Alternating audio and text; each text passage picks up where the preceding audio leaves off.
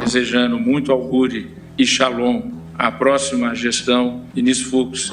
O mandamento da harmonia entre os poderes não se confunde nem com contemplação e nem com subserviência. O arroz eu pagava R$13. E agora? 24. Esse é o Entretanto, o podcast que vai te ajudar a navegar entre o economês e o juridiquês. Eu sou a Laura Carvalho, professora de Economia da USP.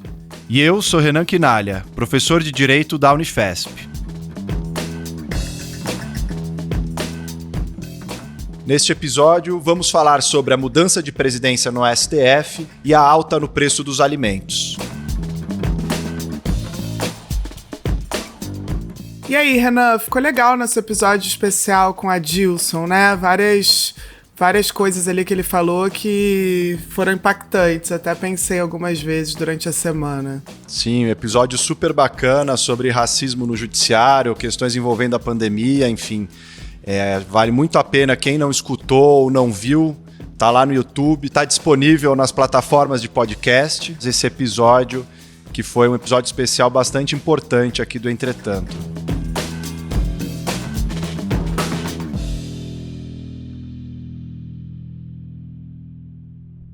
Então, Renan, nessa última semana a gente teve essa mudança na presidência do Supremo Tribunal Federal, né? Acabou o mandato do Toffoli e começou o mandato do ministro Luiz Fux. A gente nunca falou tanto sobre o STF, né, quanto nesses últimos anos. Acho que o STF assumiu um certo protagonismo, né, em vários dos casos importantes para a nossa crise política. Por que o STF ele tem tido esse papel cada vez maior e tem se tornado tão importante? Sim, esse fenômeno, Laura, do STF como um ator fundamental na democracia brasileira, ele não é tão novo. A gente viu agora, digamos que sobressair ainda mais esse papel, mas desde 1988, da Constituição, o STF tem uma série de prerrogativas de poderes ali assegurados que acabam fazendo com que ele seja projetado, né, no cenário político. O STF ele é responsável por fazer o controle de constitucionalidade dos atos dos outros poderes, ou seja, verificar se os atos normativos, as leis aprovadas pelo legislativo, se o executivo com as políticas públicas, se tudo isso está de acordo com a Constituição. Então ele faz um controle também das políticas públicas e faz um controle dos políticos também. A gente viu desde o Mensalão, né, depois Lava Jato, como o STF foi fundamental para poder levar adiante casos criminais, investigações criminais e processos relativos a políticos. A gente até debateu a questão do foro por prerrogativa de função, que faz com que esses casos criminais sejam julgados pelo STF. Então a Constituição, além de tudo isso, né, de reservar no desenho institucional um papel de relevo para o STF, também acabou consagrando muitos direitos, o que faz com que o judiciário fique sobrecarregado, ou seja, diante de situações cotidianas de violação de direitos, as pessoas vão recorrendo à sociedade civil organizada, movimentos sociais, partidos políticos, enfim, vão recorrendo ao próprio judiciário, especialmente ao STF, que é a cúpula do judiciário, para poder reparar e fazer valer esses direitos. Então, a gente tem um processo nas democracias contemporâneas que tem sido chamado de judicialização da vida social ou da política, que é uma ideia de que os tribunais, as cortes, sobretudo as cortes constitucionais, têm se tornado o epicentro das democracias. Todas as questões importantes, desde aborto, questões morais, união homoafetiva, passando por questões eleitorais, passando por questões tributárias, né, tudo vai parar nas cortes superiores ou cortes constitucionais para poder dar uma decisão. Tanto que o Oscar Vilhena Vieira, que é um professor da GV de São Paulo, ele chama esse fenômeno de uma supremocracia, ou seja, de um poder bastante extenso e cada vez mais abrangente do Supremo Tribunal Federal na democracia brasileira. E o Dias Toffoli, né, o ministro Toffoli, teve uma gestão bem conturbada, né, enquanto esteve na presidência do STF, Renan. Tanto em função de questões políticas, como também atravessou aí esse período de pandemia nessa função, né. Primeiro eu queria que você explicasse pra gente o que é a função da presidência do STF, o que ele tem que desempenhar. E então gostaria de te ouvir sobre a gestão do Toffoli nesses últimos 2 anos. Então, como que você avalia essa gestão? Sendo presidente de um órgão com essa importância, né, é evidente que o presidente da corte também acaba sendo uma figura de relevo na cena política, ou seja, as pessoas querem escutar o que ele tem a dizer, as manifestações dele contam muito. Mas, basicamente, né, o presidente de um órgão como o STF tem 3 funções que estão definidas no próprio regimento interno do STF. A primeira delas é de ser um porta-voz, ou seja, ele fala em nome da corte, o que é muito delicado, porque o STF tem uma dinâmica decisória bastante problemática. Né, muitas pessoas chamam o STF, né, como se fossem 11 ilhas. O Supremo, né, é composto de ilhas. Nós não temos uma convivência social maior. Tem um caráter colegiado, os ministros decidem muito individualmente, monocraticamente, né? Não tem uma dinâmica colegiada, coletiva mesmo de corte constitucional, de debater os casos antes, fechar posições de consenso ou majoritárias, né? Construir uma racionalidade decisória argumentativa. O STF é um pouco caótico nesse sentido, mas fato é que essa é uma função importante do presidente, ser o porta-voz do tribunal e representá-lo perante outros poderes e autoridades. Isso está lá no regimento. Que também é muito difícil nesse momento de redes sociais, por exemplo. A gente sabe que outros ministros têm uma presença de redes sociais muito mais intensa, como o Gilmar Mendes, o Luiz Roberto Barroso. Né? Isso acaba sendo tomado muitas vezes, as manifestações de um ministro, como manifestações ou tendências do próprio tribunal. Então essa função está um pouco prejudicada, né, nessa dinâmica que a gente tem visto no STF. A outra função do presidente é administrativa, ou seja, é cuidar da parte gerencial mesmo, orçamentária, gastos do tribunal. E, por fim, uma terceira, que em geral é a mais importante do ponto de vista efetivo jurídico, que é a definição da pauta, do que o tribunal julga e, mais importante ainda, do que ele não julga. O presidente do tribunal, do STF, sempre teve essa função de escolher os processos que vão para a pauta e que vão ser analisados pelo plenário, pelo conjunto de todos os ministros do Supremo Tribunal Federal. Então, dos casos mais importantes do STF, o presidente é aquela pessoa, nesse mandato de 2 anos, né, que vai sempre trocando, é a pessoa que nesses 2 anos controla que casos o STF vai enfrentar, ou seja, o que a sociedade brasileira vai debater. Né? Então isso é algo muito importante que não pode ser subestimado, porque o timing da decisão, quando ela é pautada, é tão importante quanto o resultado dela, muitas vezes. E o presidente pode adiar uma discussão ou antecipar uma discussão, forçando outros atores, outras autoridades em relação a esses temas. E isso, agora na pandemia, foi um pouco minado já esse poder unilateral do presidente, porque houve essa ideia e, enfim, foi implementada já essa proposta do plenário virtual.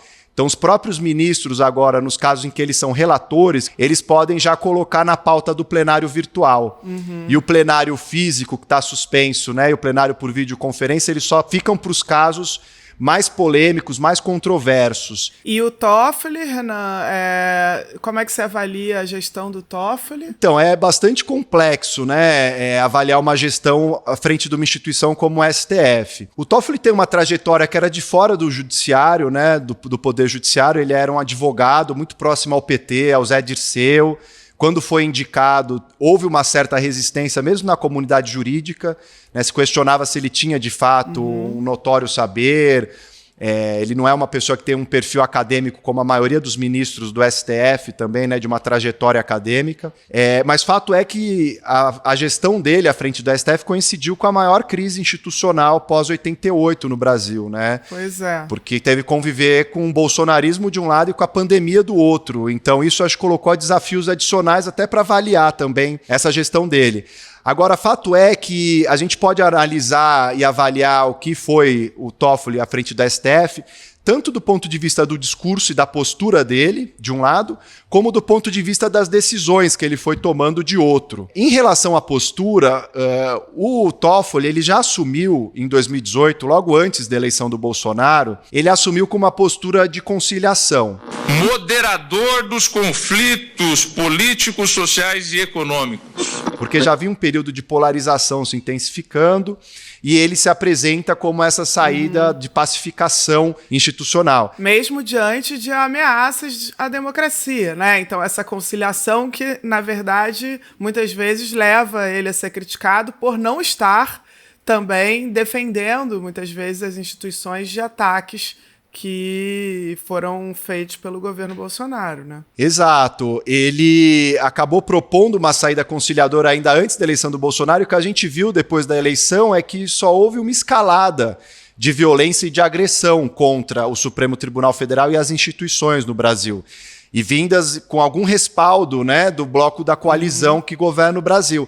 Então isso gerou um certo desgaste bastante grande para o Toffoli, porque ele sempre foi cobrado a se manifestar e ele falou pouco, né, publicamente. Ele falou pouco e quando falou sempre abaixo do tom que parecia mais adequado. Então acabou abrindo espaço para que outros ministros do STF se projetassem com mais relevância no debate público, como o ministro Celso de Mello, que é o decano, o mais antigo, e que muitas vezes veio com discursos duros em relação ao presidente Bolsonaro. Agora, essas ameaças sempre foram concretas, né? A gente viu a história de um dos filhos dizer... Se quiser fechar o STF, sabe o que você faz? Você não manda nem um jipe, cara. Manda um soldado e um cabo. O Bolsonaro chegou a dizer numa entrevista acabou porra, em relação a uma decisão do ministro Alexandre de Moraes. Né? E o Toffoli, agora na despedida dele, no discurso de saída, diz que nunca viu por parte do Bolsonaro, dos seus ministros, alguma atitude contra a democracia. O que é bastante estranho, porque o presidente frequentou atos, e a gente comentou aqui até a questão sanitária envolvida da pandemia, né? Ele frequentou atos na frente do Supremo Tribunal Federal contra o tribunal e pelo fechamento do STF e do Congresso. Então a verdade é que o Toffoli ele diminuiu o STF quando ele trouxe essa postura de uma conciliação, quase que de uma parceria, porque os poderes, evidentemente, têm que ter uma relação harmônica, isso é o que está estabelecido na Constituição.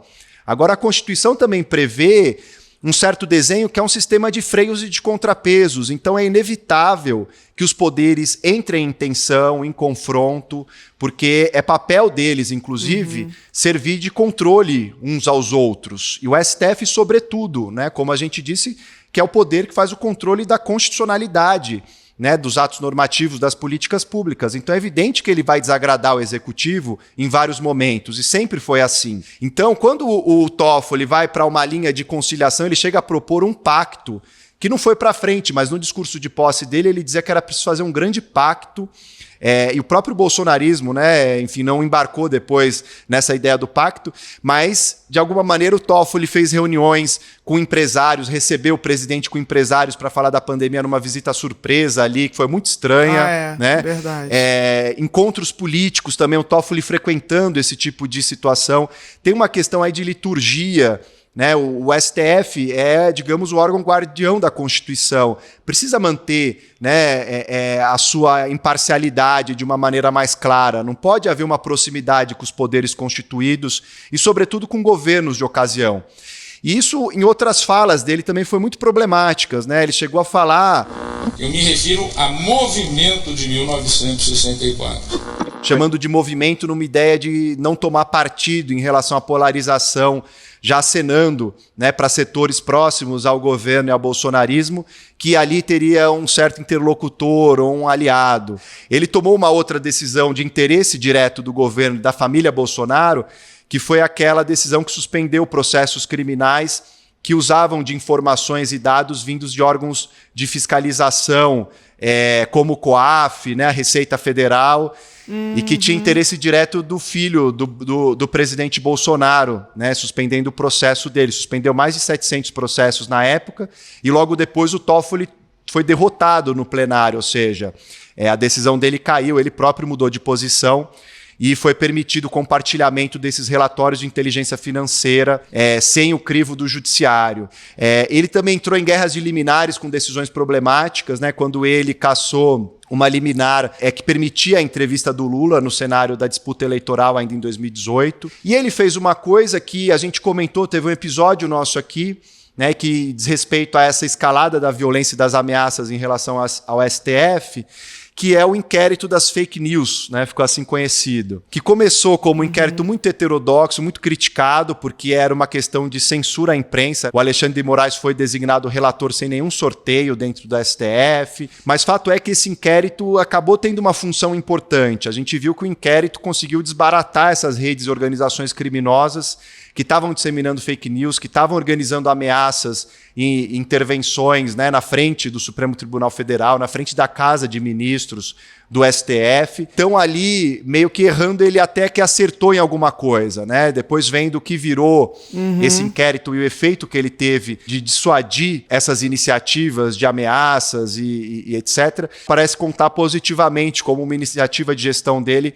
que foi bastante importante. Então, como eu disse no início, é bastante complexo, né, a gente avaliar a gestão de um ministro diante de tantos fatos, tantas decisões importantes, de um momento tão conturbado. É importante lembrar que o presidente do STF também acumula o cargo de presidente do CNJ, que é o Conselho Nacional de Justiça, que é o órgão que faz um controle do Poder Judiciário. E o Toffoli teve medidas importantes, como uma resolução no caso da Covid, que a gente comentou aqui também em relação às pessoas presas no Brasil. Mas, de alguma maneira, eu sinto que o Toffoli ele tentou se justificar no discurso de despedida dele por alguma coisa que não aconteceu, né? Que era o golpe, né? Uma ideia de que ele conseguiu, com um diálogo, com essa lógica da pacificação e da conciliação. Agradeço ao presidente da República pelo diálogo franco e independente. Evitar a virtualidade, que era o golpe, né, um fechamento do STF, uma escalada autoritária nas instituições. Só que isso é traçar o sarrafo ali, né, a régua muito baixo também, porque como vai saber se de fato foi isso que ajudou a evitar uma escalada ainda maior? A gente já está vendo uma degradação. E na verdade também não está claro que não houve uma escalada, né? Porque também o que define isso que ele está considerando que seria de fato uma ameaça, né? No fundo, quando as coisas são ditas e já o STF é atacado, é ameaçado e ele acolhe isso de alguma maneira, talvez ali as instituições já estejam sendo prejudicadas, né, de alguma forma. Sem dúvida. Aí você já tem uma domesticação do própria função e poder do STF, né? Quando se assume uma lógica de que, na verdade, o STF precisa evitar um golpe do executivo, ou seja, já o raciocínio que está introjetado aí é muito problemático, porque, no fundo, ao tomar essa interlocução com o bolsonarismo como algo central para a gestão dele, acabou validando essa depredação institucional que está em curso no Brasil, né? Um processo de desconstitucionalização. Ao invés de guardar a Constituição, ficou, na verdade, tutelando o bolsonarismo, que já tem uma série de questões aí, a gente já tem visto e discutido aqui, inclusive, que é de desdemocratização do Estado brasileiro em vários níveis. Então, me parece que é uma régua bastante problemática e que, no geral, a gente pode caracterizar essa gestão do Toffoli como uma gestão bastante insuficiente à luz dos desafios que estavam postos nesse momento da democracia no Brasil. Pois é, Renan, e o ministro Fux, ao tomar posse, né, no seu discurso, falou justamente isso, né, de que a harmonia entre os poderes não se confunde com subserviência, né, quase que tornando claro uma mudança aí, né, uma mudança em relação à postura do STF para os próximos 2 anos. O que a gente pode esperar que seja essa mudança? De fato, ela vai ocorrer? É uma gestão que a gente pode ter, enfim, esse tipo de postura conciliatória que o Toffoli tinha pode acabar? Isso pode gerar mais tensão com o executivo? Enfim, o que você espera que seja? Esse discurso do Fux, de posse dele, já de alguma maneira pontua, como você disse, uma crítica ao que foi o Toffoli, né?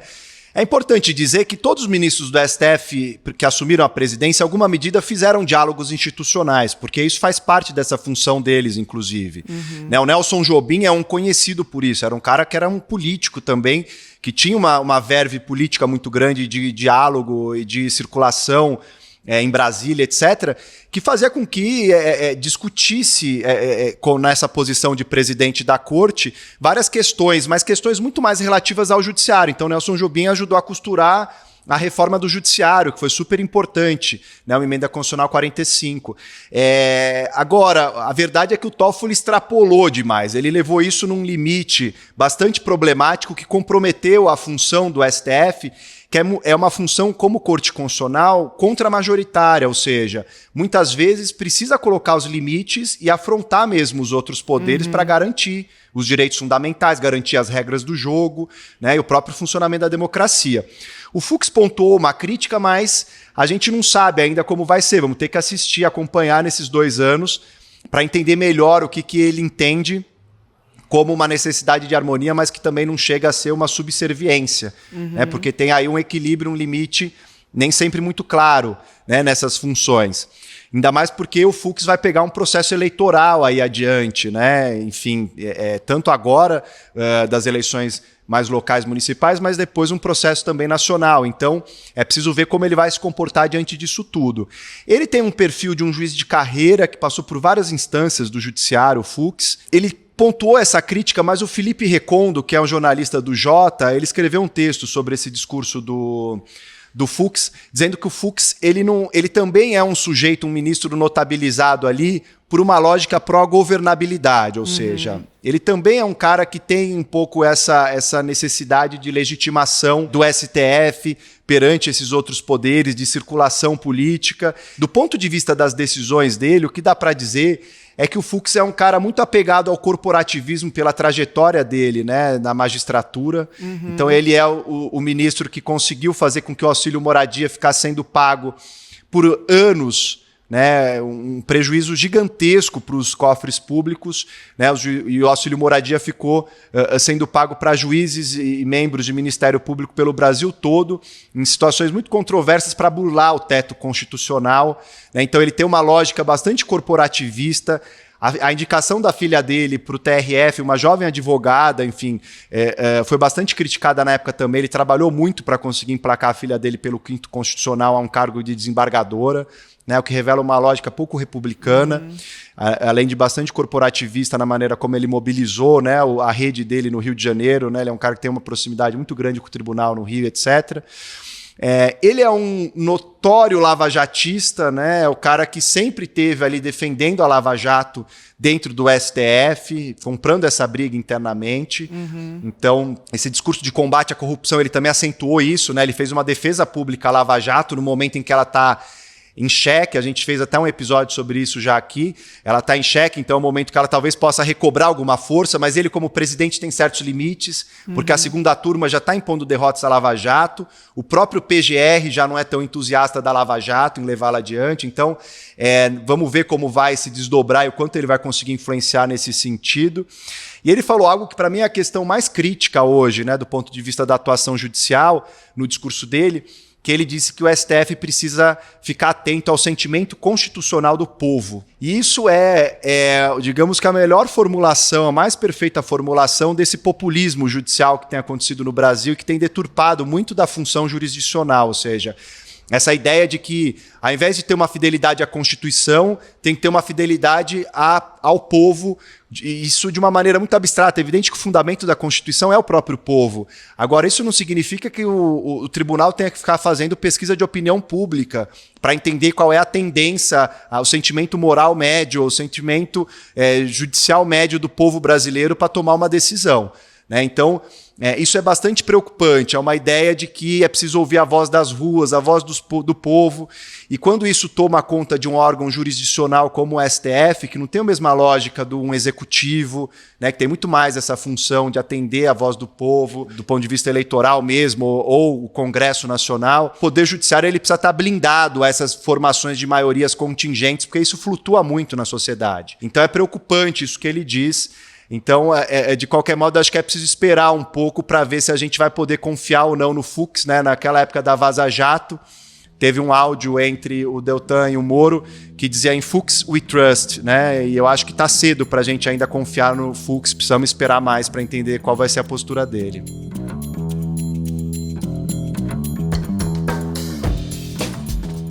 E no próximo bloco vamos falar sobre a inflação de alimentos.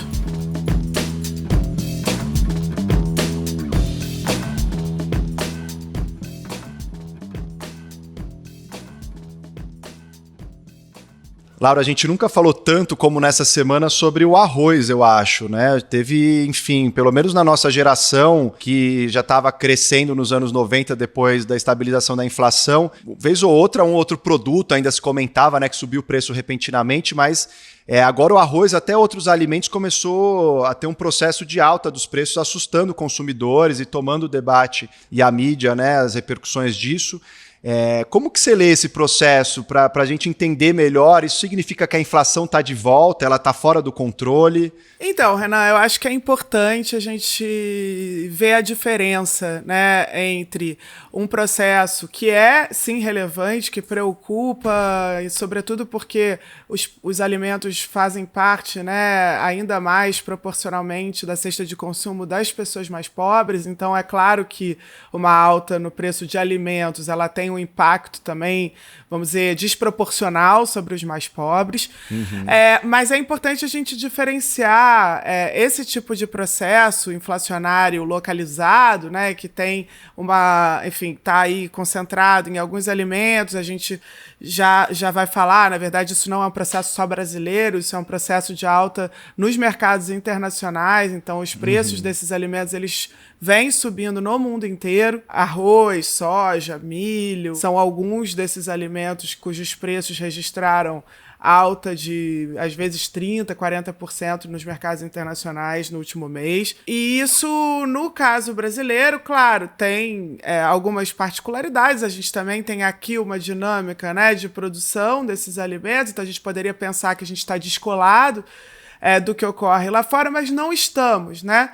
E isso, vamos dizer, esse tipo de processo inflacionário, ainda que traga custos também para as pessoas, é muito diferente daquela inflação que a gente conheceu nos anos 80 e 90, né? Que, aliás, era uma hiperinflação e que era um processo que não era, enfim, localizado, que tampouco era vindo de fora para dentro, né? Era um processo generalizado de crescimento dos preços, em que a própria inflação de um ano já era carregada para o ano seguinte, né? Tinha esse elemento inercial, quer dizer, é muito diferente esse tipo de aumento generalizado de preços e de salários de uma alta nos preços de um determinado setor, que às vezes pode ocorrer por razões climáticas, às vezes pode ocorrer por razões externas ao país, como é o caso aqui, né? E isso, enfim, tem soluções, tem políticas que podem ser implementadas, mas são bem diferentes das políticas implementadas para uma estabilização de um processo inflacionário generalizado fora de controle. E você acha que o dólar teve relação com isso? Porque o dólar tem subido de modo muito significativo, né, nos últimos meses e anos, assim. Você acha que ele tem uma relação com isso? Como que o dólar pode ajudar a provocar essa inflação dentro do Brasil? Pois é, então, na verdade, o que aconteceu, né? A gente tem, de um lado, esse fenômeno internacional que tem a ver também com a recuperação da economia chinesa, que tem voltado, né, a crescer depois desse período de pandemia e que tem demandado muitos alimentos, né, dentro da sua política de segurança alimentar. Então, ela está importando essas commodities alimentícias em maior quantidade, né? Está crescendo a demanda da China por esses produtos. Isso ajuda a puxar o preço desses produtos nos mercados internacionais, né? E acaba que esses preços que estão, então, maiores nos mercados internacionais contaminam os mercados domésticos. Então, os produtores domésticos, diante dessa opção que eles têm de exportar o produto, né, eles acabam também convertendo para preços maiores aqui dentro, no nosso mercado interno, aquilo que eles conseguem praticar lá fora. Mas aí a alta do dólar, ela vem a mais no processo, porque aí ela na verdade, né, ela ocorreu também de forma bem significativa, como você apontou, desde o início do ano. Esse dólar mais alto, ele na verdade se acrescenta àquilo que os exportadores podem obter nesses mercados internacionais. Então, aí não só para alimentos, também outros produtos, né? Claro, quando você vende esse produto lá fora e você recebe em dólar pela venda do produto lá fora, você está ganhando mais com o dólar mais alto aqui em reais. Então, mais uma vez, o teu incentivo é para vender lá fora ou aumentar os seus preços aqui dentro. Então, você tem dois elementos que se reforçam.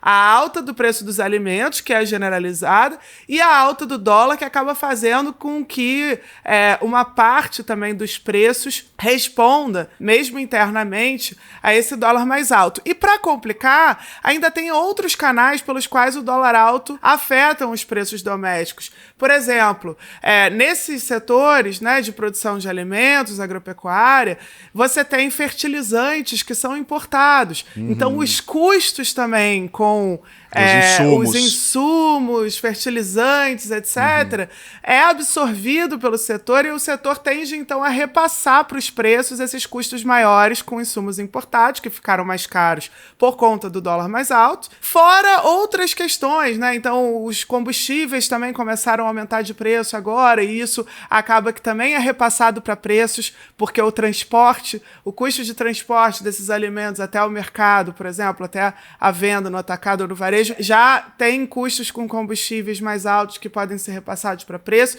E, claro, como são bens essenciais, eles também não estão sendo tão afetados pela crise econômica, né? A pandemia, ela é muito mais forte em termos de reprimir a demanda por outros produtos, né, por serviços, que a gente sabe que muitas das coisas não serão consumidas da mesma maneira que antes, né? Por alimentos, não. Alimentos fazem parte ainda mais da cesta de consumo das famílias numa situação como essa, em que, inclusive, as pessoas estão ficando em casa, estão cozinhando em casa. O isolamento social também fez aumentar o consumo, levando os preços lá para cima. Isso faz com que seja possível também repassar para preços esse dólar mais alto, esses custos mais altos. Os produtores conseguem, né, cobrar mais porque são produtos que as pessoas vão consumir de qualquer maneira, né? Sim, algumas pessoas têm apontado sobre essa alta que possível influência do auxílio emergencial, que foi um mecanismo de transferência de renda super importante, você já discutiu em episódios anteriores aqui, como se fosse um excesso de demanda, né? Mais gente comprando com mais dinheiro. Tem essa relação também possível entre aumento da inflação e esse auxílio sendo pago às pessoas? Então, Renan, eu acho que não faz muito sentido no atual contexto a gente imaginar que esse processo inflacionário é um processo inflacionário por excesso de demanda. Então, claro, cada tipo de processo inflacionário, inclusive as teorias macroeconômicas para explicar a inflação, elas são diversas, né? Eu até nem acho que há uma explicação única para todo o processo inflacionário, né? Então, há quem considere, vamos dizer, os monetaristas, que toda inflação é por excesso de moeda circulando na economia. Aí você tem as teorias que são mais de inflação de demanda, que relacionam a inflação com o desemprego. Então, quando o desemprego está baixo, a inflação tende a estar mais alta e vice-versa, né? A chamada curva de Phillips, que relaciona desemprego e inflação. Você tem várias teorias. E, na verdade, o que a gente enxerga é que os processos inflacionários em si têm naturezas diferentes mesmo, né?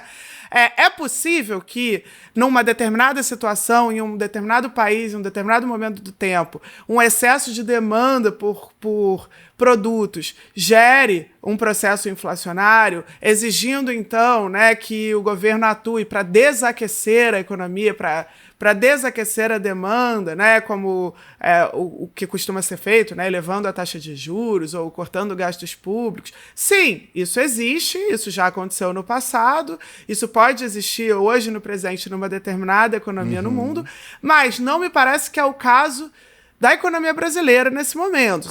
A economia brasileira apresentou uma forte queda no segundo trimestre deste ano, considerada a mais intensa desde 1996. O PIB caiu 9,7% e, como é o segundo trimestre seguido de queda, o Brasil entrou oficialmente em recessão. Uma economia com a maior recessão, uma das maiores recessões da história.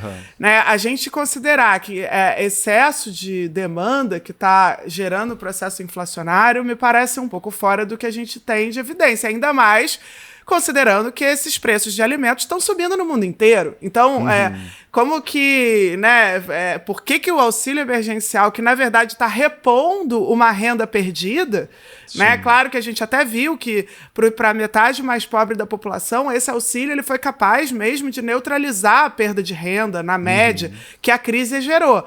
Mas isso não significa que a gente está com uma economia mais dinâmica do que antes, com mais demanda do que antes, né? Pelo contrário, a gente está com uma economia que ainda assim sofreu uma queda do PIB de quase 10% no segundo trimestre, né? E tampouco acho que a gente vai, com isso, ter um fenômeno generalizado, inflacionário. Eu acho que também há muita tendência de, às vezes, alguns analistas se aproveitarem desse tipo de indicador para defenderem, né, vamos dizer, uma política de corte de gastos públicos mais agressiva, né, e aí o fim do auxílio emergencial o quanto antes. Então, é um pouco usar essa inflação de alimentos, esse fenômeno inflacionário bem específico, para trazer também a memória inflacionária que as pessoas têm, né, daquela situação dos anos 80 e 90. Essa memória, né, se joga muito com essa memória inflacionária para criar fazer um certo terrorismo fiscal, né, e dar essa ideia de que é necessário, né, a dívida pública, é o gasto, é o auxílio, isso está tirando a economia de controle, então seria necessário retornar o quanto antes para uma agenda centrada no corte de gastos, na redução do tamanho do Estado, quando a gente viu que na pandemia não foi isso, né, que a realidade impôs, e não foi isso que a realidade impôs em nenhum lugar do mundo, né, muito pelo contrário, acho que todos os países hoje estão aumentando suas dívidas públicas e a gente vai conviver com isso durante algum tempo.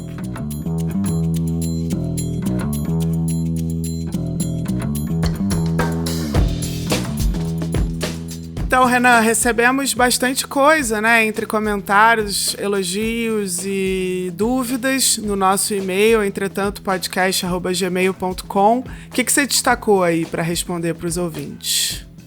Sim, ficamos super felizes de receber esses feedbacks e sugestões de vocês, então continuem mandando. A gente agradece muito os elogios da Thaís G, do Luiz Pereira, do Maurício Rodrigues Araújo, e eu peguei uma questão que a Camila Soares enviou aqui sobre o episódio que nós fizemos sobre o foro por prerrogativa de função. Ela pergunta por que a deputada Flor de Lis não pôde ser presa pelo assassinato do marido se há um entendimento no STF de que o foro só serve para crimes relacionados ao mandato. Então, Camila, você está certa. O STF já tem esse entendimento que a gente falou no episódio desde 2018, que o foro por prerrogativa de função ele só é aplicável em relação ao parlamentar se tiver relação com o mandato dele. Nesse caso da Flor de Lis, o crime aconteceu antes, né? Foi antes dela ser diplomada deputada, portanto, não deve ser julgado no Supremo. E o STF já disse isso. Em 2019, tem uma decisão do ministro Barroso, que era o relator desse pedido dela no STF, que ela queria o foro por prerrogativa de função, e ele esclareceu que não tinha relação com o mandato dela esse crime. Portanto, volta lá para a vara de Niterói para o julgamento. Ela só não foi presa porque ela não foi condenada ainda. Não é uma questão de foro, mas é uma questão que não teve ainda um processo penal comprovada a culpa dela, enfim. Então isso vai demorar ainda um pouco a acontecer. Como não era uma prisão em flagrante, né? Então, e não é uma prisão preventiva, enfim, ela só pode ser presa quando terminar esse processo e ela for realmente condenada. E você, Laura, o que você selecionou de dica para o pessoal hoje aqui? Então, já tinha algumas semanas que eu estava querendo falar para vocês sobre o lançamento desse site, na verdade, atrelado ao jornal Nexo, o Nexo Políticas Públicas, que na verdade conta com, vamos dizer, subsídios de vários centros de pesquisa. Então a ideia desse site, na verdade, é fazer a divulgação para um público mais amplo dos resultados e das evidências encontradas, né, por diversos parceiros acadêmicos, né, centros de pesquisa, para ajudar, né, a disseminar e a fundamentar inclusive as atuações de políticas públicas, né, dos governos. Então, essa ideia de trazer mais evidências não só sobre o Brasil, mas no mundo, né, para que as políticas públicas se baseiem nessas evidências, e o Nexo está fazendo um papel aí de divulgação científica que é bem legal. Bom, é isso. Até semana que vem, pessoal. Até a próxima semana.